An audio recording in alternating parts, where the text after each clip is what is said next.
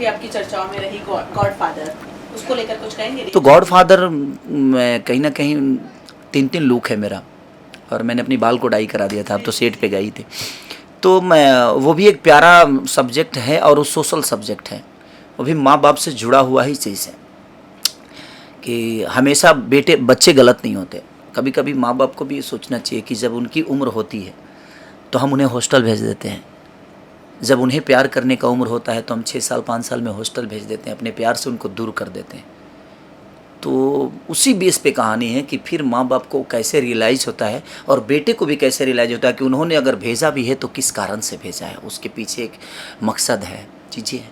तो कोशिश हमारी यही रहती है कि हम हर दिशा में काम करें, हम सिर्फ एक को गलत ठहरा के जीवन को नहीं चला सकते। गलती तो दोनों तरफ से होती है, हाँ कहीं प्यार की वजह से हो जाती है और कहीं प्यार को दरकिनार करके होती है, तो वही चीज़ें हैं। तो गॉड फादर भी एक बहुत बड़ा सब्जेक्ट है और बड़ी महंगी फिल्म शूट है हुई है वो। तब देखिए उसके तो टेक्नीशियन टीम ही शूट की है और टेक्नीशियन टीम ही प्रोड्यूसर डायरेक्टर सब कुछ है।